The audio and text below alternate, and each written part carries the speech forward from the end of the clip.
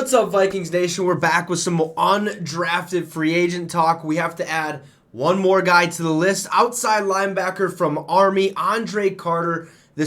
This dude is a dog, okay? He was actually projected to go second round this year. However, he fell out of the draft, went undrafted, and he signed with our Minnesota Vikings, which we got to be pumped about, being that he could have been a second round pick. But I believe he slipped out of there because he went to Army and stuff like that, and who knows what his, if he has to still serve and stuff like that. But this dude is 6'6", 256-pound, absolute dog. He has a lot of strengths, a lot of weaknesses, which we'll get to in a second. But how did he do his last two seasons at Army? Well, in 2021, as a junior, Carter exploded as he played 13 games, contributing on 639 snaps. He recorded 20 tackles with 8 assists while making 24 stops. In coverage, Carter chalked up one pass breakup and added an interception. As a pass rusher, he logged a massive 58 total pressures, which included 34 quarterback hurries, 9 quarterback hits, and an outstanding 15 sacks on the year. At the end of the season, he was named to the AP All-American team, the first Black Knight to make that list in 31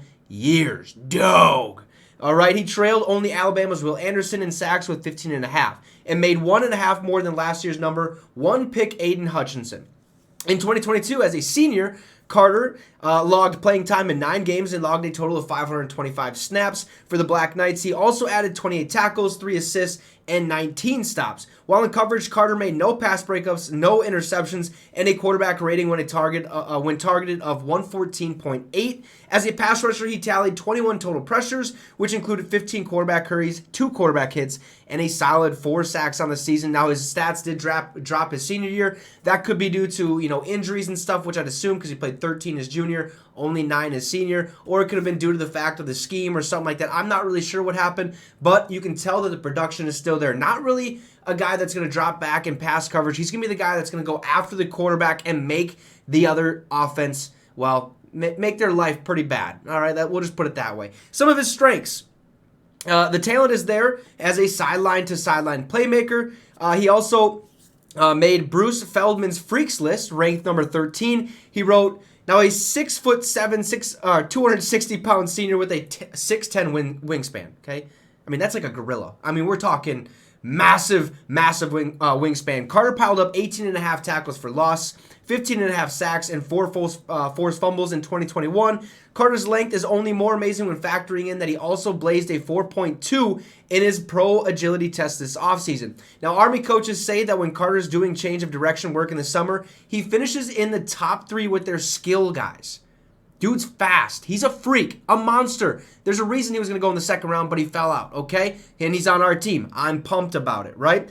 They also say his reaction time and processing speed is unmatched. He's a fluid, fast, and aggressive tackling machine, an elite athlete considering his size. He has room to add more weight to his frame. Fantastic. The bigger, the better. All right. Carter has quickness in his hands and uses his length effectively. He can be used as a rangy run defender inside, instinctive when it comes to locating the ball with the quickness to get to it before blockers can react at the second level. And he's an explosive mover, and Carter shows body control and flexibility as a pass rusher. He can dip and bend around the corner, and he maintains speed when he does. There's also a couple more strengths and stuff like that. Just know this guy is explosive. He's aggressive.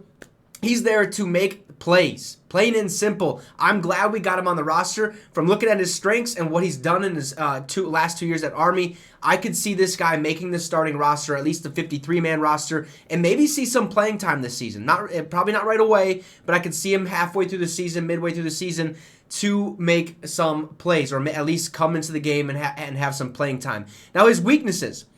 His hips are a bit high, his arms are long, and waist is narrow, which limits his ability to anchor and turn. I don't care. You can fix that. His upper body is a lot more developed than his lower half, leaving him at the mercy of smaller, powerful blockers in the run game. I mean, his stats speak for themselves. We'll see what happens in the NFL.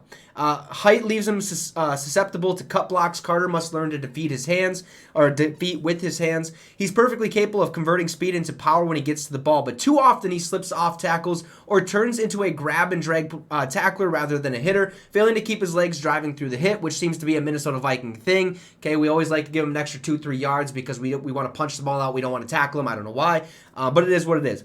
Biggest issue that will hurt Carter's draft stock is his commitment to the military, where traditionally they were not allowed to play in the NFL. Although since 2019, when the Department of Defense instituted a new policy that allows any service academy athlete to request a deferment of their required military service until the end of their NFL days, the granting of such a request is not guaranteed, and he would still be obligated to be called back into service when required, making it a gamble for any pro team. That is why he didn't get drafted. Plain and simple. That is why he fell out. This is a second-round pick that went undrafted because of his service for the military, or in the military, being that he is in the Army. I like this guy a lot. Like I said, he could make the starting roster. He might see some playing time this season. This is a fantastic signing for our Minnesota Vikings.